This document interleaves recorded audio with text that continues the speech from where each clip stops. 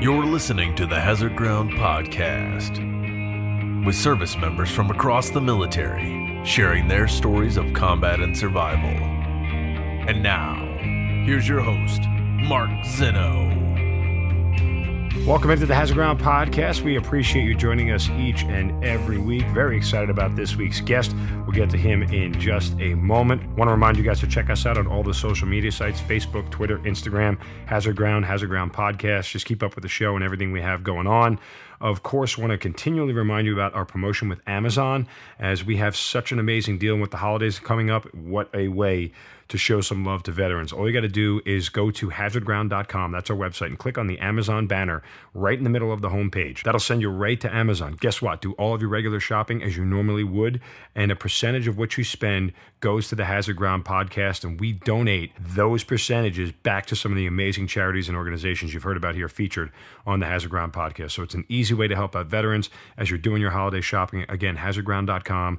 Go click on the Amazon banner right in the middle of the homepage, and you can support veterans everywhere all over America. Also, check out the sponsors on the Hazard Ground website. Just click on the sponsors button right on the top of the page. You'll see companies like Patagonia, Knife Country USA, Terex, REI, Cabela's. All these people support the Hazard Ground Podcast, and by supporting them, you'll be supporting the Hazard Ground Podcast as well. So we certainly appreciate all the love you guys have given us here in the Hazard Ground community. Lastly, again, leave us a rating and a review on iTunes. Those help out so much and spread the word of the show.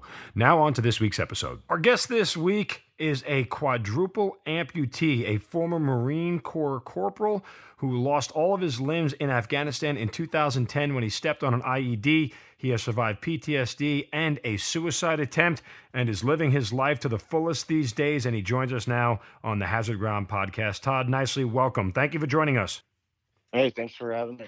All right. Just an incredible tale, a quadruple amputee, living life every day as best you can to the fullest. Just so honored to have you on and so great to talk with you. Let's start all the way back at the beginning, though, and why you joined the Marine Corps, how you got in. Well, it was 2007, and, I was doing construction at the time, and military was always something I wanted to do. But back in 2001, when I was going to sign, 9/11 happened, and I was still underage, and my mom was like, I'm not signing for you. So, I met a girl, then I got a good job, and things were kind of looking up for me. So I just kind of put it on the back burner, and then the economy crashed, and I was like, you know what? I'm getting out of here. I'm going to do what I wanted to do in the first place, and I'm going to go join the Marine Corps. What did your parents say when your mother said when you told them you were going back in 2007? Well, at that point, she wasn't happy, but she didn't have a choice. And, when I was 16, I watched a movie called Saving Private Ryan. And that movie kind of made me go, you know what? I wonder what those men were thinking, and I owe it to them to make sure that what they went and saved is preserved. Why the Marines then? If it was Saving Private Ryan, those are Army guys. Yeah, well, I wanted to challenge myself. Oh, okay. Well. What are you trying to say? Army guys aren't challenging? I'm gonna go with. I went with the Marine Corps. There you go. Fair enough. Were you dating the same girl when you decided to enlist in the Marine Corps? Did she have any objections? No, she was well past and over with. So. Okay, so it was just you going in all by yourself and moving forward. Yeah. Once you start your Marine career, was it everything you thought it was going to be? I mean, was boot camp tough for you? Was your individual training tough for you? Tell me about those experiences. Boot camp, I mean, it's not that it wasn't tough. It was tough in the discipline aspect. Not many guys, you're not used to that. You're not used to not being able to scratch when you have a scratch. It's getting your body and mind used to, doing what you're told and not doing what you're not supposed to at all. So that was the harder part. The physical aspect, not so much. I've always been a physical guy, but, getting used to the mental part, that was tough. So what is your first duty assignment after you finish up all your initial training? How quickly do you get to your first deployment? I got out of SOI. After boot camp, you go to SOI, which is School of Infantry. And then after School of Infantry, we were immediately flown into North Carolina over in Camp Lejeune. And I'd say, 6-7 months later after training, you're off and at it. All right. So, I mean, were you excited about the prospect of deploying? Was this one of those things that you felt like this is why I signed up and this is what I wanted to do? Oh, most definitely. I mean, that they asked me if I wanted to do, when I signed up, they were like, you got a 84 on the ASVAB, you can do whatever you want. I was like, I want to do infantry. And they looked at me like I was crazy. And I was like, nope, that's what I want to do. And they're like, okay. Why did, So, I mean, does anything else, did they even try to talk you out of it? I mean, not really. They were just like, you can do whatever you want. You can do this. You can do that. You can have any job you want in the Marine Corps. And I was like, put me in 03. Wow. So that's where I went. All right. So when you head to your first deployment, you go to Iraq, your first of 2 deployments. What was your mission there? What were you told? And kind of what was your experience?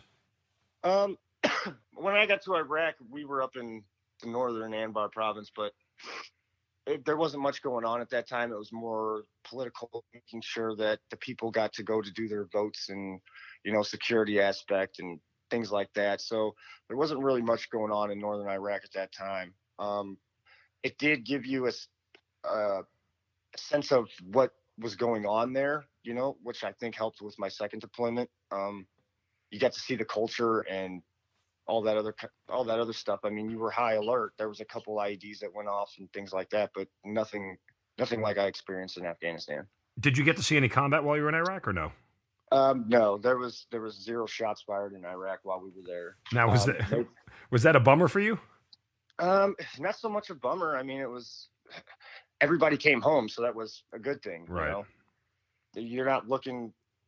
I don't know about a lot of other guys. I know I went there to fight, but if I didn't have to, well, then why? Yeah, it's interesting, Todd, because we've done a lot of these podcasts here, and everybody sort of has a different a take on that. Not only, different Marines have a different take on it, but even the branches of service have a different take on it. You are one of the, most of the Marines we've talked to, it's not that they're looking for the fight. They're just ready for it, right? Because this is the big leagues. This is what you get called up to do. That's what you train for. But like I said, if everybody comes home, that's a good deployment for me. It doesn't matter. All right. So when you get back from your first deployment, what time frame are we talking about? And then give me the kind of next lead up before we get to Afghanistan. We started another workup. We got our younger guys, I guess, your boots or whatever you want to call them. We start training with them, working up. We ended up having to deploy early because the unit in front of us was getting a little bit hit heavy. So we left again in October. When we got back, it was a little under a year before we left again. And I ended up getting dropped into, what was it? Into Afghanistan. Well, October of 2009? Yes. Okay. So I left in 2008, April for Iraq, and got back November 2008, left October 2009. Okay, so it sounds about right as far as deployment is concerned. Now, when you get on ground in Afghanistan, what's your mission there, and how different was it from Iraq? Our mission there was to move south. We were the tip of the spear, and I was the tip of that spear. I was the assault squad. We were down in the Helmand province, and it was to keep the enemy from coming up north to get to Marja. We were there before Marja, and so we had to stop the enemy from getting more into Marja. So they were waiting for us when we got there.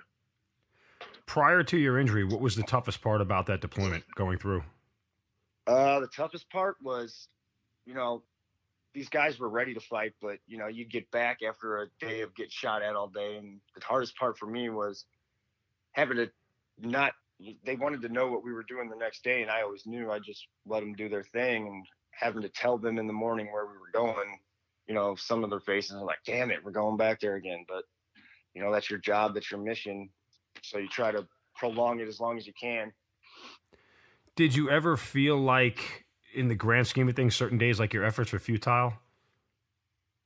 Not. I mean, there was a few times where it was like we'd go take ground and come back, and I got frustrated. But, I'm not the one in charge. I just do what I'm told. So, I have a job to do. I do it. I can only voice my complaints, and where it goes from there is not in my hands. Prior to your injury, did any of your guys get hit, or did you lose anybody? Nope. All 12 of my men came home. Yeah, when you're going through this whole thing, did you know at the time sort of the toll that combat in and of itself was taking on you? It's stressful. I mean, it's stressful. the anxiety's high, but you just let your training kick in. We had Terps always be on their radios. They're about to shoot at you, and I'd always tell them, "Don't tell me," because I'd rather react than act. Why was that? Because your training kicks in. It's fight or flight. You're trained to do this thing, and even if you're worried about it, as soon as that first round snaps off, your instincts kick in, and you're doing what you're supposed to be doing. That's interesting. I mean, I'm sorry to cut you off. I'm trying to work through it in my head through my experience in combat. Would I have want to known ahead of time if shots were coming or not? I wonder. I mean, it's not that you ever felt unprepared, I assume, but I just wonder. The idea of knowing ahead of time would initially makes me think like I'm more prepared for what to do. Yeah, but you got to think about it this way. You're more prepared, you think, on what you're going to do, but then you start overthinking it. And you're thinking, okay, well, what if I do that and the shots are coming? If you react, I think it works a lot better. I mean, it did for me in any way. No, listen, hey, to each their own. I'm not telling you you're wrong by any stretch of the imagination. Right. I'm just kind of working through the whole my experience in my head and wondering if there was a situation where I wouldn't have wanted to know. I mean, for me, and I don't know if you were this way, you talk about being the tip of the spear, that your sensory perception is on overload, right? Like the whole time, like your head is constantly moving and you're looking around, everything looks suspicious. And, I think that the knowledge, at least something would eliminate some of the variables, I guess, kind of what I think. Yeah. It's all scenario situated, it depends. If I was at a choke point, yeah, I'd want to know if I was going to get shot at. But when you're just when you're strolling along through muddy fields and you don't know what's going on and who's who and what's what, it's just better not to know. What was it like with your guys going through? Did any of your guys struggle with being there, or did they ever, voice concerns about having to continually do the same mission over and over again, the danger of everything? I mean, guys are going to complain. They're going to. Yeah. That's just the way the cookie crumbles. But they all bucked up and we did it anyway. All right. So is the volume of contact that you're dealing with consistent on a day in, day out basis? Does it pick up at any point in time or slow down? It was, I was in the kill hours of what they called the kill hours. It was like 11 to 3 or something like that. Mm-hmm. And every afternoon I was out there taking a beating, but, it was consistent from 11 to 3 in the morning or in the afternoon. And every day I was out there. Sometimes you'd get in 3 or 4 firefights a day and just hope that by the time you were done doing it, you could get back and at least have dinner. Ever have the thought that I don't know how many more times I can keep rolling the dice before I throw a bad number? Like ever have the thought that how many more times can I come back unscathed before something bad has to happen? No, there was no time for that. I mean, there was times when we didn't know where fire was coming from, and me as a squad leader, I'd just put my body on the line and take off running. Hey, you guys better figure out where this is coming from because I'm not doing this for nothing every time. Ever have a bad feeling on a certain morning or that you were about to go outside and do patrols or anything like that? I had a bad feeling when I first got there. I remember thinking to myself, man, if I get hit, I don't mind if I lose my legs, but I hope I don't lose my arms and, permission. What preempted that thought? Where did that come from? We knew it was going to be bad and we knew what we were going to be dealing with. So it was just like, if anything were to happen to me, I'd hope it's not this. And it just kind of happens that way. All right. Well, let's fast forward to March of 2010. That morning of your injury, take me through the events of the day. Is everything normal? Is it, kind of business as usual kind of deal? What was the mission you had that day? It was kind of business as usual that morning, but I wasn't even really supposed to be out on patrol that day. Why? We had a squad out that was set in an overwatch position on a certain thing that they couldn't figure out where it was. So they needed me to go out and locate it so that way they didn't have to lose their element of surprise. So I had to go do a fake routine patrol to look for this item, and we ended up finding it. And on the way back, I halted the patrol to cross a bridge and took that step. What do you remember as you're, all right, so you go out there and you find what you're looking for, you call it in, you feel like mission success. Now the easy part is just getting back home, so to speak. What do you remember about the initial moments leading up to before you took that fateful step? Well, I just remember. Well, now I should have known better because there was always this man out on. There was a little store down there, a convenience store, and there was no one out, and he was usually always out. And I should have known better. They weren't there. I didn't put two and two together. We were close to going home. Everybody was getting complacent at times, and I took that step. And as soon as it happened, I was like, "Motherfucker, they got me. They finally got me."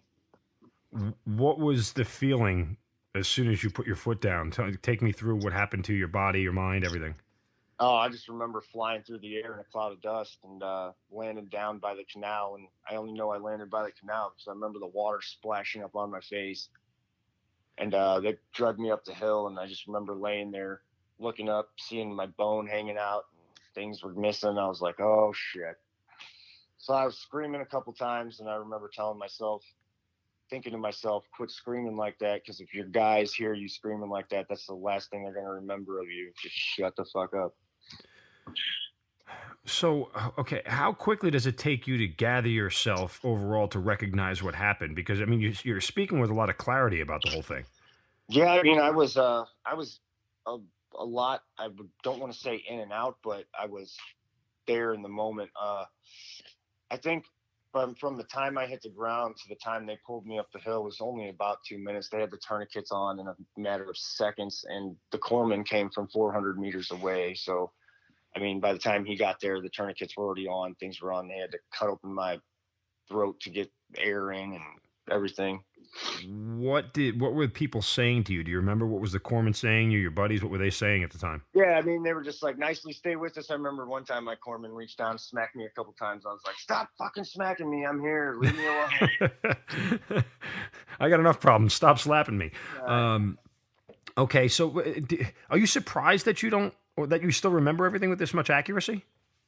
No, I mean, I wondered when I woke up, because I was still a little confused at what was going on, because I had bandages on and it felt like my hands were there. So I asked my wife, what was going on, and she let me know my hands were gone. So that kind of confirmed of what I saw the first time. And then I had gotten some pictures from one of the nurses at Camp Dwyer, along with a letter.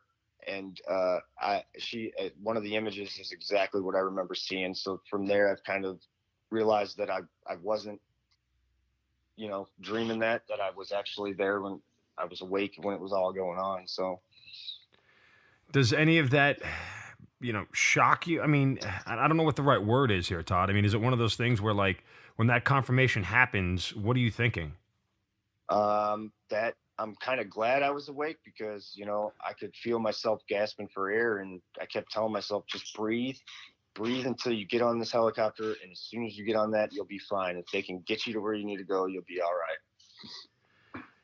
Did any of your buddies come and see you while you were at the base in the hospital, or no? Were they not allowed to? They were still on deployment. Okay. I actually went and seen them come home. So, okay, so take me through, once they get you off the battlefield, they airlift you where? To Kandahar or? Dwyer. Which is where? I don't know exactly where Dwyer is located. I think it's in the Helmand province at least. And then from Dwyer, I went to Camp Bastion, the British base. Yep. Okay. And then from there, they took me to Landstuhl. How much of this are you awake for? You just told us after the fact. Well, I was awake, I know, until they put me on the helicopter. And I think that's kind of when I, let myself go a little bit. But from what the nurse tells me in Camp Dwyer, I was still awake while they were operating on me because I was answering her questions by blinking my eyes. So they kind of had to stop what they were doing at first. And they kind of had to stop what they were doing to reanalyze how they were going to do all this while I'm still awake. And so they just kind of had to keep doing what they were doing. And then they got me to Landstuhl, and they flew my family there because they didn't think I was going to live. So they flew them out there to fly with me back to the States. They didn't know if I'd make the flight. Did they tell you that at the time? Did they tell your parents at the time? Yeah, that's what they told me. They were like, "We're going to get you out there. We're not sure if he's going to make it." I didn't find this out until years later, but I had died 3 times on the table. Which table? Where? At Dwyer or? I don't know. I just know that General Conway had told my mother at a golf tournament that, they didn't think I was going to make it because I had died 3 times. He came and gave me my Purple Heart in the ICU. Holy crap. And you obviously you don't remember any of that. I mean, that's, Oh, I remember I don't remember dying 3 times. No, but I remember Conway coming and giving me my Purple Heart while I was all in the ICU, still strapped to tubes. And I'm trying to figure out. You tell me what point in all of this do you take stock and inventory in everything that's happened and what the rest of your life is going to be like? At that moment, you're just happy that you're still alive. You look up and you see your family all smiling and stuff, and it's going to be a tough road, but you just kind of put your head down and do the work. I sense that happiness in your voice. Like, we've obviously interviewed a bunch of amputees in this whole thing, and generally, and I'm painting a broad brush here, Todd, but there's a lot of people when they speak about the injury and the incident that happened, they can talk about it, but the tenor of their voice drops a little bit because it is a life-altering reality that you're in, but I don't hear that from you. Well, when I joined, I knew it would happen, and what makes me happy is if this would have happened to any one of my guys, I don't know where I'd be right now, but it happened to me, and my 12 men came home. There's 12 moms that are very happy, and I came home. So that's all I can ask for. You go into a shitty situation, and the best thing that you can do is come out alive, whether it's missing a limb or not. All right, so you get back to launch school. Your family's there. What are they saying about your prognosis? What are they telling you about what's next? What are they feeding you information-wise? I don't know. In launch school, I didn't even wake up until like 3 days. Okay. So I remember, I kind of woke up, I think it was around Easter time, because I remember the doctors coming in and asking me if I wanted anything. And the first thing out of my mouth was, get me a beer. Yep. So they ran down to the corner grocery store and bought me a 6-pack of Corona. And I took one sip of it and I was like, no, water, give me fucking water. Really? Why was it so bad? It was just my mouth was so dry from not being able to have water and gotcha. Things like that. It was just, wasn't that it was bad. It was just not quenching. It made it worse. While we're having a moment of levity here, let me ask you, because I've heard this from everybody, every male who is involved in an explosion. At what point in time did you check to make sure all the parts are still operating? Oh, yeah, my buddy said, I asked him that on the helicopter. He said, I looked over to him and said, is my shit still there? He's like, yeah, it's still there.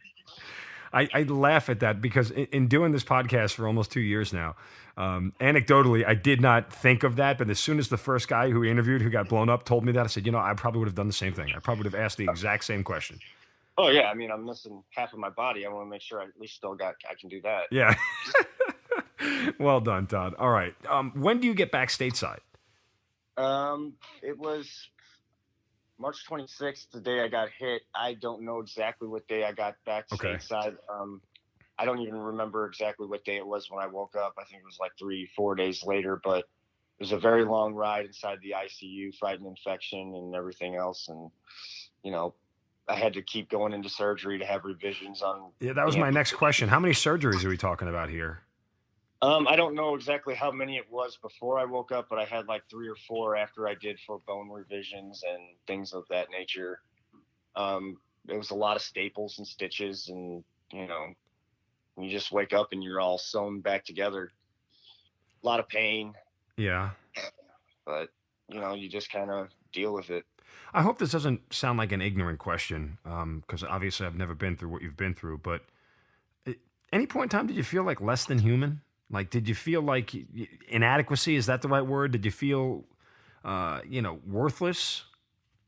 There was a point when I was married at the time, and, when she walked in, I kind of just was like, you know what, don't come here. You got better things to do than have to deal with this. I'm not going to be able to take care of you. I don't know how I'm going to do this, but just go. And she stayed. The whole time? Are you still with her? No, we ended up getting a divorce due to not, we're going separate ways in life. We're still good friends. We talk every now and then, but it just wasn't working out in that aspect. Was that uplifting for you that she stayed? Were you surprised? Um, yeah, I mean, it was good to know that, she wasn't going to leave, but at the same time, I felt guilty for her having to take care of me. Did you feel guilty about your parents? I mean, I feel guilty when anybody has to take care of me. I don't want someone having to wipe my ass, That was the first thing I learned how to do. I was like, please teach me, give me something to wipe my own butt because I'm tired. I'm a 27-year-old man. I don't want someone wiping my ass. That's fair. I mean, no, I mean, I say that with all honesty. I the simple task that you had to learn to redo, what's that like? I'm still learning. I mean, every day is something new. You imagine trying to open up a freaking jar with your wrist and your elbow. I mean, it's a different aspect of having to live. And right now I'm only 8 years old at doing it, but you learn something new every day. Let's back up for a second. When do you get released from the hospital, and what kind of condition are you in? When I got released from the hospital, they had told me that I would probably be there for 4 years, 1 year per limb, because you have to learn how to do all these things. And about a year and a half in, or prior to that, I was ready to go probably around 9 months. I told them, I was like, look, the only way I'm going to learn how to do any of this stuff is to go out into the world. I can't keep coming here and building fucking Legos every day. So. Is that what they were having you do? Was that just for like, motor skills? You did tasks like sweeping floors. Like, I can do this at my own house. Like, what are you going to show me that I can't learn? So I was kind of adamant on getting out of there at the point, because I had already learned how to use the prosthetics. I knew what I was, going to be working with. Now it's just figuring out how to use what I've got. Kind of like being a Marine, you work with what you got and you figure it out. To that end, how much of your Marine initial training and everything you learned there, how much was it applied to everything you had to do in the new life that you were living? Like I said, it all went back to that mental aspect of you got to do it, get it done. This is how it's going to be, and deal with it. When you get back home, what are some of the biggest frustrations? I mean, outside of wiping your own backside, what are some of the biggest frustrations you're dealing with day to day? Right when you get back home, like task-wise, it's just learning how to, live again, how to take care of yourself without having to have someone take care of you. I mean, parts are always breaking on the prosthetics, and now you got to deal with the VA and trying to get things fixed. And I'm still going through that battle, but it's part of life now, and I have to do it. And if I don't, no one's going to do it for me. Now, I asked this question almost loaded, but you chose to leave the hospital. You wanted out because you wanted to start living your life, and you didn't want help from anybody. But the counter to that is that you're alone, right? I mean, you're by yourself, and you have a lot of time to sit there by yourself. Was that detrimental? Yeah, when you're by yourself, it weighs on you. It's not that you're by yourself, and it kind of is a loaded question. I don't really know where to go from there. I mean, you just kind of do what you have to do. I mean, if you need food, you're going to figure out how to eat. And that's just how things work in life. You're not going to sit back and wait for someone to feed you. You got to do it. I guess where I'm leading is sort of, at what point in time does anger set in, frustration, any of those things? Oh, after you do it for a couple of years, it's like, I can't do this anymore. Like, I'm constantly dropping things and cleaning things up, and people are having to clean up after me, and you start to feel sorry for yourself after a while, and you can't do that. You got to understand that you're going to need help, and it's more of my mindset than what was actually going on. I'm one of those people that I take pride in being able to take care of myself and, being able to be self-sufficient. And when that's stripped from you, you kind of feel like you've lost a little bit of yourself. But I've learned that after my incident in 2016 that you can't do that, man. There's got to be another way. There's too many people that rely on you, even though you rely on them. Right. Before we get to 2016, I do just want to take a moment because I ask you about thinking backward. How many times did you think about that day, that day in March where you stepped on the IED and what could have gone different, what should have gone different, what might have happened? Was I even supposed to be there kind of deal? Does that whole sort of thought process enter into your mind? No, I don't let it because, like I said, I had a job to do, and whether or not I was supposed to be out there or not, it wasn't my decision. They sent me a mission, I took it, and that's the end of the story. I mean, and I'm like I said prior, as long as none of my men were injured, I don't care what the outcome would have been. Okay. So you're living this life, and obviously, you're having tough days and struggling, and do you feel yourself sort of spiraling downward into a depression and things of that nature, or is that you don't catch on to it? It's a rough road. Sometimes you catch it, sometimes you don't. You just got to know that when you're there, it's time to come back out. You got to start building from the ashes again. What were some of the darkest moments that you had leading up to your event in 2016? Just, being alone. I had been divorced. I was, you miss the camaraderie of the guys. Some of them are still in, and you just miss being with the guys. You miss being, for me, I would go back in a heartbeat. I wish I could right now. I mean, it's just one of those things that I found something I was finally good at, and I felt like it was stripped from me. And that's my major depression. That was my career. That was what I've always wanted to do. And now I can't do that. Any of the guys come and visit you at home? Oh yeah. We get together all the time. I still see a lot of them. So no, I meant while you were going through this initially, did they stop by? I mean, there's been visits, but like this had been in 2016, accumulation of feelings and thoughts and ulterior motives type deals that, I was done at that point. I'd had it. Right. Well, I mean, if you don't mind, let's unpack some of that because, a lot of what we deal with people who come on the podcast are people who deal with PTSD. Were you one of the people who refused to acknowledge that PTSD was a real thing? Were you somebody who heard it and just discarded it and said, no, that's not me? Or was this something that you were aware of? I was aware that PTSD was probably going on, but I myself wasn't, I was like, there's no way I don't have it. I don't have flashbacks to when this was going on, and I don't, have night terrors and all that. I don't have PTSD, but that's not PTSD. It's a lot more than that. It's been explained to me since 2016. And, I'm not ashamed to say that I more than likely do have it. I mean, I have to. There's no way that I don't, with the emotions, the feelings, and everything that I deal with. What are some of those emotions and feelings? I mean, hypervigilance, just, always being on alert, making sure I know what's going on at all times. Those are things that you're trained to do and that are always going to be there. And, it's just one of the things that's always going to be there with me. I mean, it's funny. I'm the same way. And I tell people this and they look at me a little bit cross-eyed. If I ever go out to eat or whatever, I never sit with my back to the door.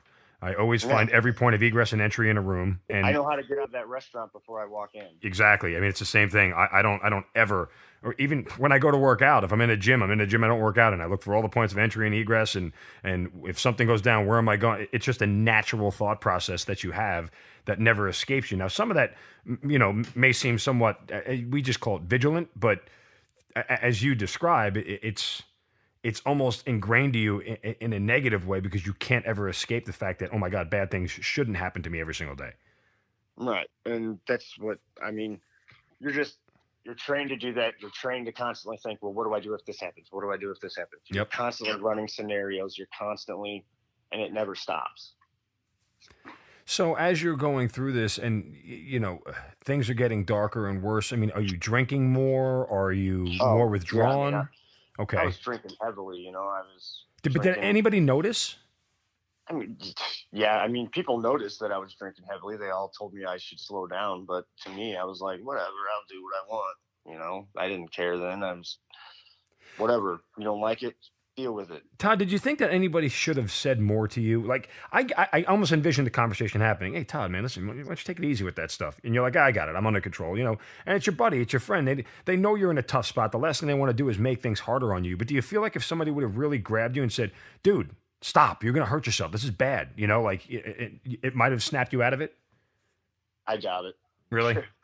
Yeah, I'm a stubborn guy, man. I'm going to do what I want when I want, and no one's going to tell me any different. Are you still that way now? Oh, I'm still stubborn, but I know what's good for me and what's not. You know, there's a as you get older, you learn moderation.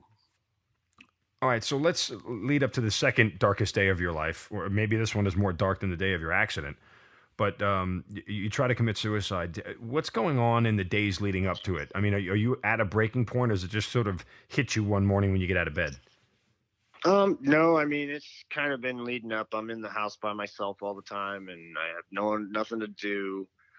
You know, I can't go out and do the things that I love to do, which are like, I used to be an adventure guy. I would jump off of cliffs and go hiking and be outdoors, and now I'm stuck inside with barely being able to feed myself. And so, you know, after a couple of years of doing this, you're happy to be alive at first, but now you're like, fuck. You know, why didn't you take me? What am I here for? So you start dwelling on that, and things just got really bad really fast. Do you remember some of the thoughts you had? Yeah, pretty much like, I'm done with this. I don't want to do this anymore. You know, I'm done struggling. I'm done being frustrated every day because my hand won't grab what I need it to, or it's dropping things when I don't want it to, or things are breaking down. Nothing's right. I'm tired of nothing being right. And, you know, it consumes you. And so what, I know things are consuming. I'm trying to figure out, and maybe you can articulate it. How do you get from it's consuming to I need to stop it all? When it's taking over your life, and you're, you know, like I said, I was drinking at the time, and it just seemed like the easier route would be not have to do this. Did you think long and hard about the way you wanted the final day to be, the final moment to be, or was it very impetuous?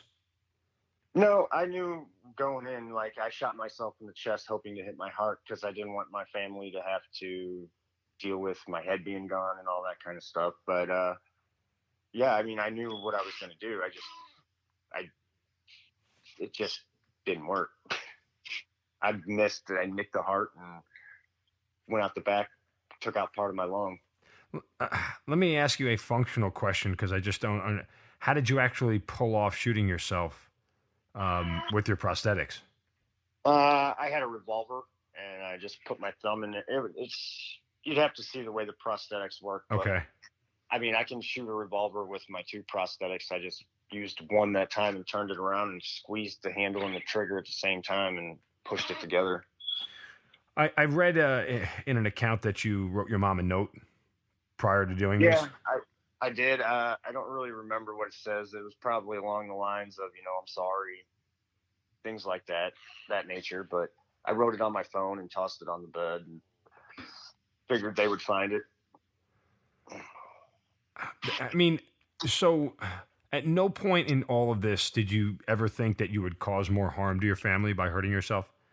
No, not at all. And that's kind of what has drawn me to, I will never do it again, no matter how bad the days get, because when I woke up that time in the hospital bed and looked at all their faces, it wasn't like it was when I woke up in the hospital and from after war. It was, you asshole, you did it to us this time, not the freaking enemy. You did this to us. We made it through one time. Now you're doing it to us again. Were you surprised when they had that reaction?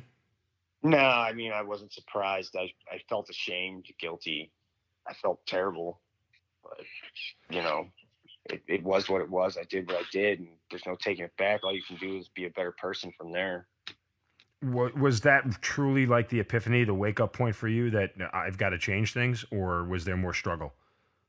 There's still more struggle every day. I mean, but it's the how you handle it. I mean, I'm currently going through therapy now at the PTSD clinic, and things are getting better for me. And I can only hope that if there is anybody listening struggling, that they'd probably do the same thing, because, it doesn't hurt to reach out for help. People need it.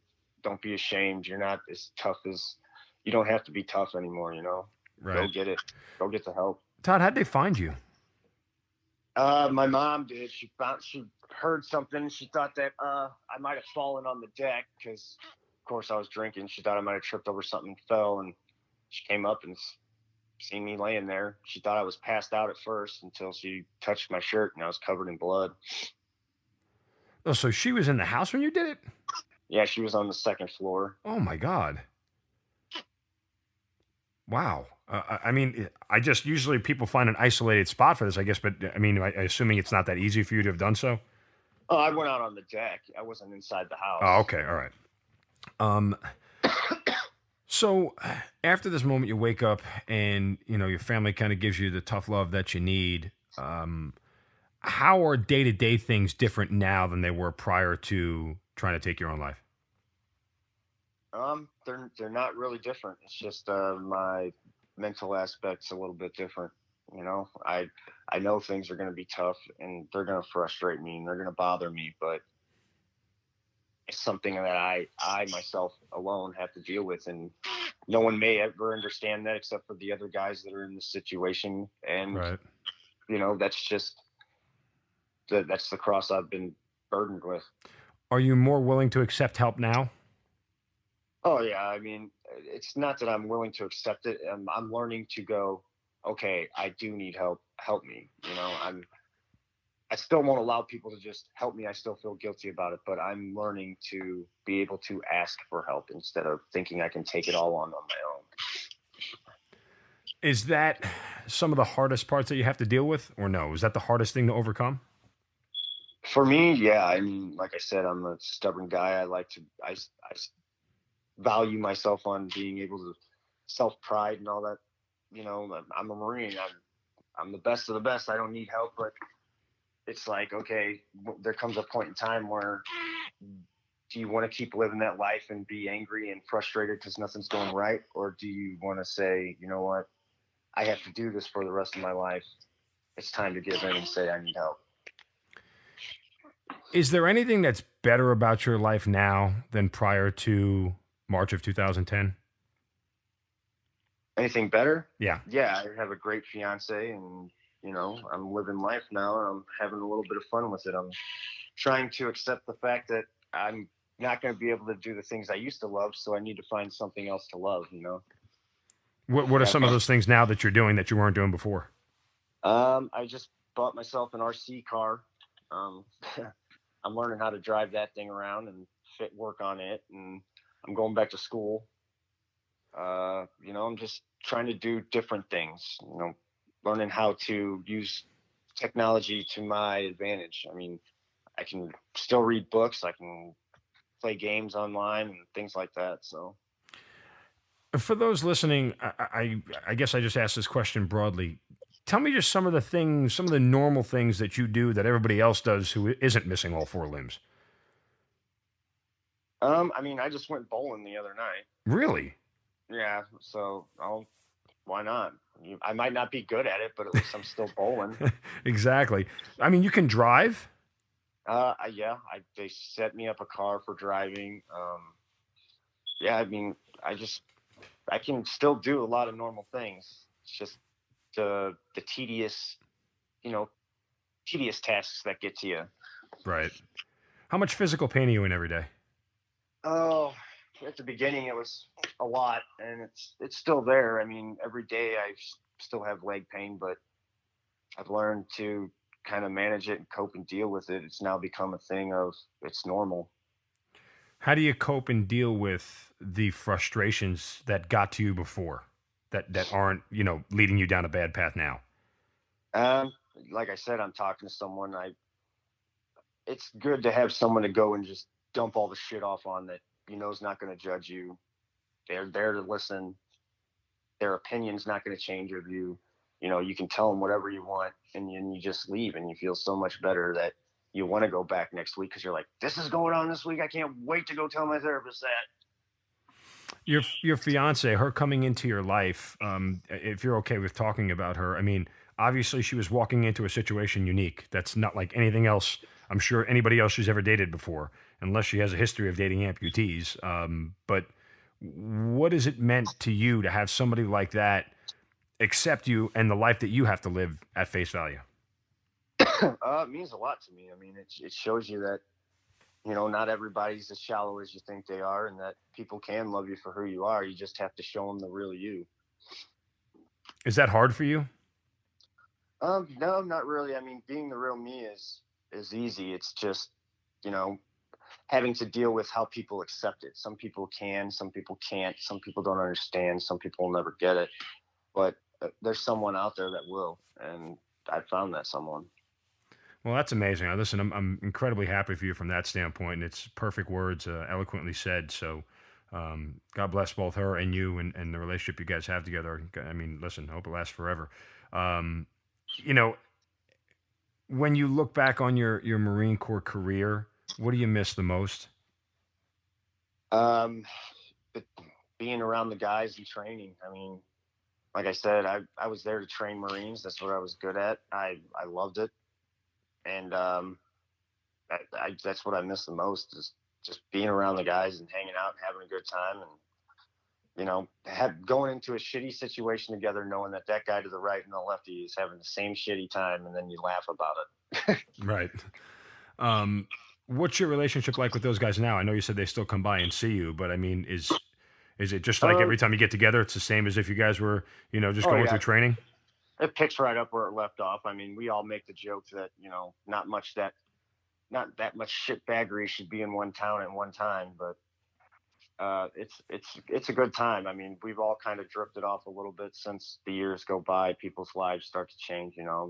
We still contact each other, but it's like once we get back together, it's right back where we left off again. Any regrets about what's happened to you? None. I mean, like I said, I can't change it. I knew it could happen. The only regret that I do have is that, I lost a lot of friends, and that's about it. Why did you lose them? During Afghanistan. And, oh, okay. You mean that way? I'm sorry. I thought you meant right. After the fact. Okay. No. That I understand. Okay. Where are you now with everything? What's the future for you? What do you want to accomplish? I mean, how does I don't know. I don't want to say the rest of your life look like. It's a long time, hopefully, God willing. But, in the short term, what are some of the goals you want to accomplish?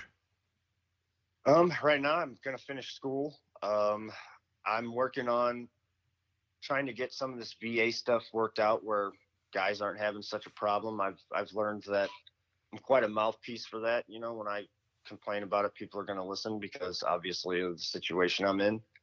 So I have a lot of goals. It's just getting them done. What's your response to people who look at you and feel guilty, or look at you and, they express condolences because of your situation and things like that? Does that bother you? Yeah, it doesn't bother me per se. I mean, right. Bother's not the right word, but I mean, I know people are curious, so I don't mind answering questions, but don't stare. If you got a question, come ask me. I can see you looking at me. I don't mean to chuckle at that, but I mean, you say it so, matter of fact, like, bro, just ask me. I'm here. Like, I can talk. Right, I mean, I still have a mouth. Sometimes I'll wear a shirt that says, keep staring, I might do a trick, come on. That is awesome. That's funny as hell. Does anybody ever approach you and ask, or no? I mean, yes, people do. And sometimes it becomes burdensome. I'm trying to go to Walmart and get things done too. And I can't even get up aisle 3 without 20 people asking me what's going on. Or on Veterans Day, oh, thank you. It's like, God, you've seen me in here 100 times, and all of a sudden it's Veterans Day and you want to say hi, get away. I appreciate that sentiment on multiple levels. Trust me. Yeah, look, I think that you have such a good attitude about this. I mean, I've said it multiple times about kind of the tenor in your voice and everything else, and I feel like what you're expressing to me, you're in a good place with everything. I mean, are you fully there yet? Or do you still have more to go? No, I'm in a good spot. I mean, all you can do now is joke, just laugh about it. And I've always kind of lived that life. I try to make it, to where people don't feel sorry for them. It's like, look, I know I'm here. I'd like to make jokes about it. It's okay. It's have fun with it. It's what I've got to deal with. These are my cards, and now I'm playing them. Is there any physical task that you want to do that you haven't been able to do yet? Like, I don't know, maybe just participate in a marathon or a swim or anything on like kind of a bucket list that you've created now that, hey, these are some of the physical things I used to do or didn't get to do before I lost all my limbs. Now I want to still do them.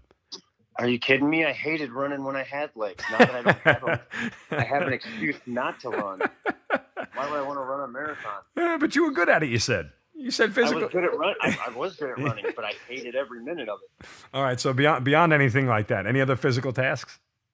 I mean, plenty of them. There's a lot of them. I mean, I'd like to lift weights again, but I don't know if it's physically possible or if they'll ever come out with anything to where I can. I mean, I'm missing my one arm at the elbow, so it's like, okay. But, it's just trying to figure out what you can do still and what you can't, and then accepting the fact that you can't do that anymore, so you got to move on. Well, I mean, look, I feel like the way you talk about it, there aren't many things that you wouldn't try or aren't willing to even give a go at. No, I just broke my nose last summer trying to do a backflip off my boat. So. What? Oh, did you short it? Well, I used to do them in a pair of my shorter prosthetics. Uh-huh. At this time, I had a heavier set on, so when I came around, I didn't make it all the way. And when I hit the water, my life jacket slowed me down, and my prosthetic kept coming and it hit me right in the nose. Oh man. So, hey, you live and you learn. Right? No more backflips off the boat. So no more backflips off the boat in those legs. Right. Seriously. If we asked your mom and your family about things, about where you are now, what would they say?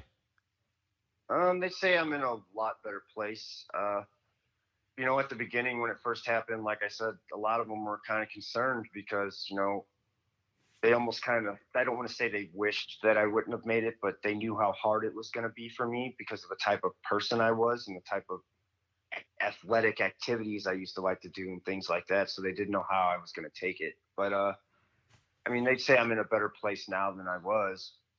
Can I get better? Always.